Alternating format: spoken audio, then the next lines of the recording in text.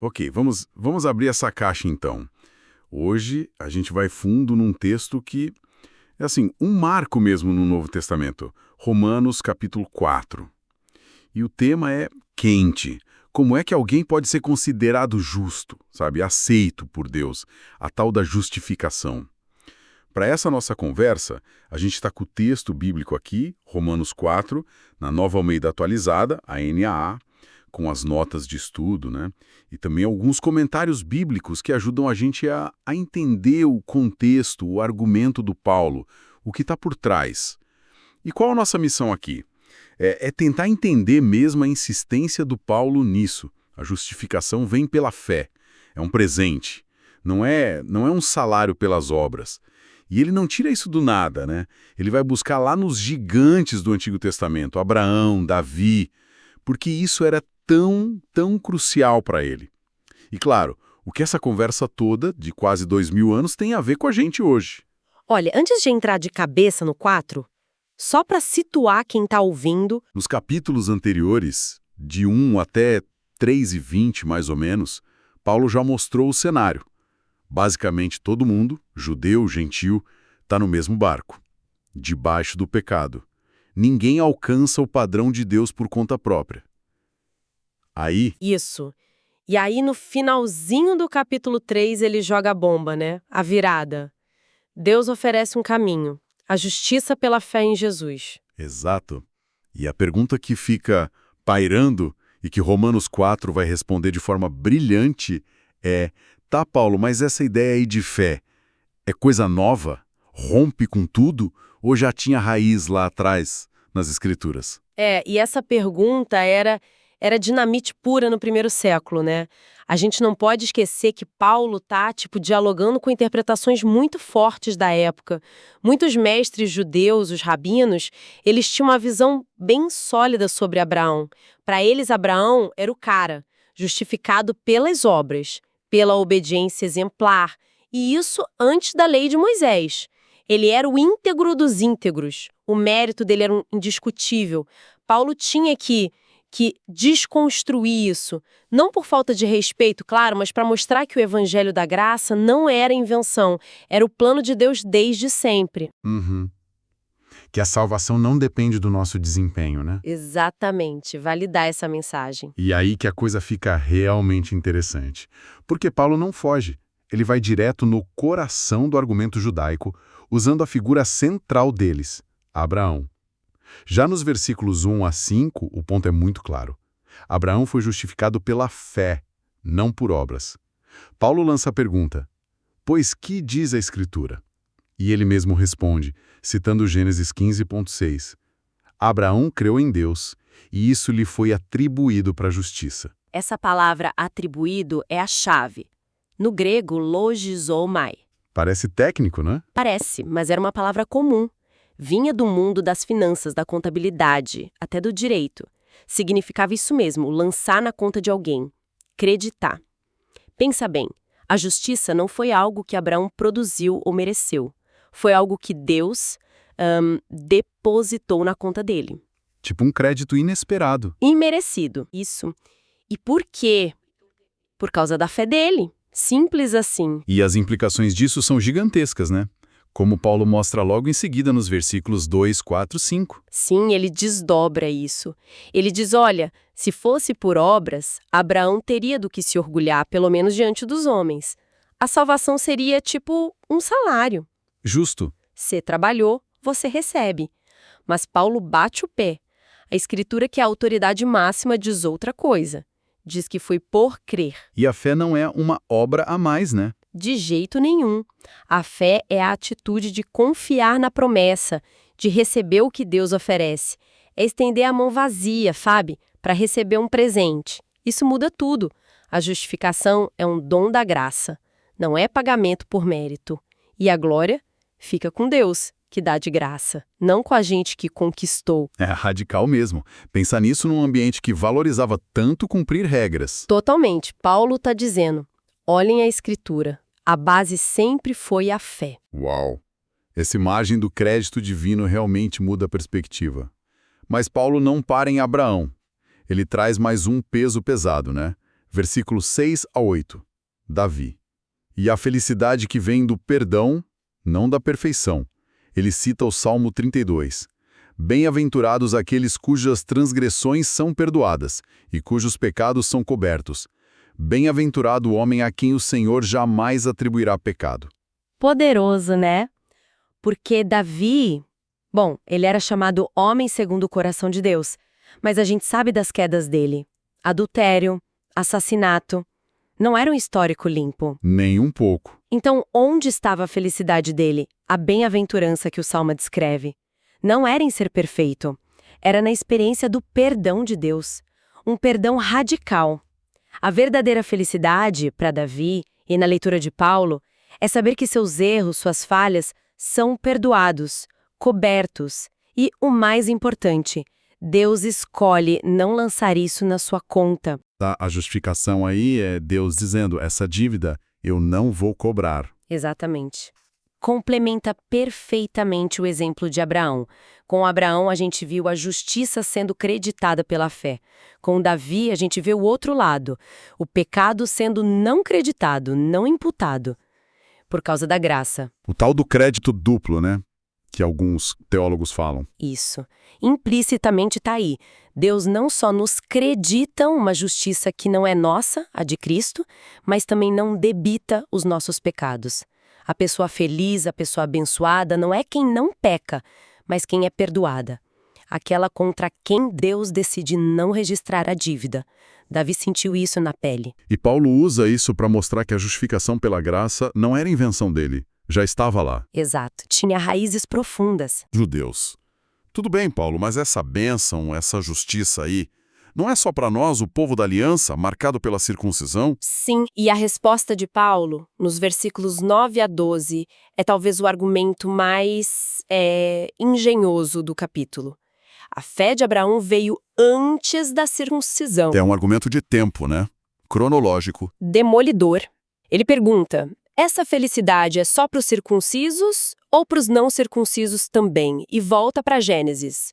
Quando Deus declarou Abraão justo, Gênesis 15, por causa da fé, E a circuncisão. só veio depois, em Gênesis 17. A circuncisão veio depois, e para quê? Paulo explica. Foi um sinal e um selo. Sinal e selo. O que isso quer dizer exatamente? Quer dizer que a circuncisão não era a causa da justiça. Era uma marca externa, uma confirmação de algo que já tinha acontecido dentro dele, pela fé. Ah, entendi. Pensa num selo num documento. O selo não cria o contrato. Ele autentica, confirma que é válido. A circuncisão era isso, sinal da aliança, selo da justiça que ele já tinha pela fé. E o erro era confundir o sinal com a realidade. Exatamente. Achar que o ato externo, a circuncisão, ou hoje talvez o batismo, a ceia, é o que causa a salvação. Isso era o centro da briga lá em Atos 15, lembra? Alguns querendo que os gentios se circuncidassem para serem salvos.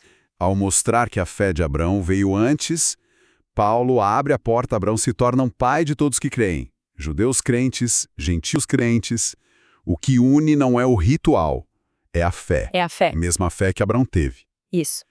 É revolucionário para a época, né? Totalmente. Colocava todo mundo no mesmo nível pela fé. Faz todo sentido. A fé como o grande nivelador. Mas Paulo ainda não acabou. Se não são as obras, nem a circuncisão, será que é a lei de Moisés, o código de Israel?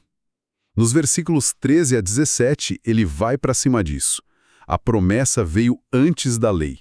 Como ele argumenta isso? Ele usa vários ângulos aqui, bem lógico. Primeiro, o argumento da história. A grande promessa para Abraão de ser herdeiro do mundo não podia depender da lei de Moisés. Por quê? Porque a lei veio depois. Muito depois, uns 430 anos depois. Paulo até cita esse número em Gálatas. Abraão viveu, creu, recebeu a promessa séculos antes da lei existir no Sinai. Como a promessa dependeria de algo que nem existia ainda? É a cronologia de novo, bem direto. Sim, e ele complementa com a natureza da lei versus a promessa. São coisas diferentes. A lei exige, faça isso e viva. Mas como ninguém cumpre tudo... A lei acaba mostrando o pecado, a transgressão. Exato. E, consequentemente, a ira de Deus contra o pecado. Onde não tem lei específica, não tem transgressão daquela lei. Já a promessa, ela funciona na base da graça de Deus. É algo que ele declara que vai fazer. E a gente recebe como? Pela fé. Então, são sistemas incompatíveis para receber a herança. Incompatíveis. Tentar basear a herança na lei, que leva à ira, anularia a promessa que é baseada na graça, tornaria a fé inútil. Entendi. E tinha um ponto mais teológico também, né? Isso. Que é o seguinte: essa justificação pela fé, baseada na promessa, na graça, é o que permite incluir os gentios. Se dependesse da lei dada a Israel, ou da circuncisão, marca judaica, os não-judeus estariam fora. Mas com a fé como princípio universal, A porta se abre para todo mundo. judeus, gentios, todos herdeiros juntos, Pela mesma promessa feita a Abraão. exatamente a fé nivela o campo e une todo mundo diante de Deus. Ok, Paulo já martelou bem. É pela fé. Antes das obras, antes da circuncisão, antes da lei. Mas que tipo de fé era essa, de Abraão? Era só acreditar que Deus existe? Parece que nos versículos 17b a 22, ele aprofunda nisso. E aqui fica mais fascinante ainda. Sim, essa parte é fundamental. Define o objeto e a qualidade dessa fé que justifica. E o que é fascinante aqui é ver que a fé de Abraão não era algo vago, não era otimismo, sabe, vai dar tudo certo. Era uma fé ancorada em quem Deus é e no que Deus faz. Paulo destaca duas coisas sobre o Deus em quem Abraão creu. Primeiro, ele dá vida aos mortos, poder de ressurreição. Segundo, ele chama à existência as coisas que não existem, poder de criação do nada, ex nihilo. E como isso se encaixou na vida de Abraão? Porque a situação dele era bem para baixo, né? Completamente desanimadora. A promessa era ter um filho, descendência. Mas a realidade? Abraão velhíssimo, Paulo diz que ele considerou o próprio corpo já amortecido, quase 100 anos, e o ventre de Sara, também morto para a maternidade, estéril, já tinha passado da idade. E é importante que ele considerou isso, né? Ele não ignorou os fatos. Importantíssimo. Versículo 19. Ele encarou a impossibilidade humana de frente. Não foi fé cega, tipo, fingir que os problemas não existem. Então a fé dele foi apesar da realidade. Exatamente. Apesar da esterilidade, apesar da velhice, a fé dele não vacilou, não duvidou da promessa. Por quê? Porque a fé não estava nele, nas circunstâncias. Estava no caráter e no poder de Deus. Se Deus é aquele que dá vida aos mortos, pode reverter a esterilidade e chama à existência o que não existe, pode criar um filho do nada. Então a promessa era firme. Ele creu contra a esperança, diz o texto. Isso. Quando toda a lógica humana dizia impossível, ele se agarrou na esperança que vinha de Deus. E essa fé, diz Paulo, deu glória a Deus, porque reconheceu que a solução vinha só de Deus, não dele mesmo. Foi uma fé que se esvaziou de si para confiar totalmente no poder e na fidelidade de Deus. Nossa, isso é muito forte. Uma fé que encara a dureza da realidade, mas se firma num Deus que é maior que a realidade. Então tá. O que tudo isso tem a ver com a gente séculos depois? Paulo amarra isso no final, Sim. certo? Ele traz para nós, versículos 23 a 25. Ele deixa claro, isso não é só historinha antiga sobre Abraão. Não foi escrito somente por causa dele, mas também por nossa causa. Por nossa causa. Nós, que vivemos depois de Cristo, somos justificados exatamente do mesmo jeito, pela fé. Só que o foco da nossa fé é ainda mais nítido. Cremos naquele Deus, Pai que ressuscitou, dentre os mortos, a Jesus nosso Senhor. A fé no Deus que ressuscitou Jesus. Essa é a fé que justifica hoje. A fé no Deus que mostrou seu poder total sobre o pecado e a morte ao trazer Jesus de volta à vida. E os últimos versículos conectam tudo à obra de Jesus, né? Perfeitamente. É um resumo do Evangelho ali. Jesus foi entregue à morte por causa das nossas transgressões. A morte dele na cruz não foi acidente. Foi o pagamento necessário pelos nossos pecados. A justiça divina satisfeita. Mas não parou aí. Não. Ele foi ressuscitado para nossa justificação. A ressurreição é a prova final, o carimbo de Deus dizendo: sacrifício aceito. É a garantia de que a nossa justificação pela fé é real, segura, eficaz. Se Cristo não tivesse ressuscitado, nossa fé seria inútil, a gente ainda estaria perdido nos pecados, como Paulo diz lá em Coríntios. A ressurreição é a confirmação cósmica da nossa justificação. Morte e ressurreição, as duas faces da moeda da salvação. Fantástico. Que aula. Então, recapitulando rapidinho, Romanos 4 é essa defesa incrível de Paulo. A base para ser aceito por Deus, a justificação, sempre foi a fé. Não obras, não rituais tipo circuncisão, não seguir a lei.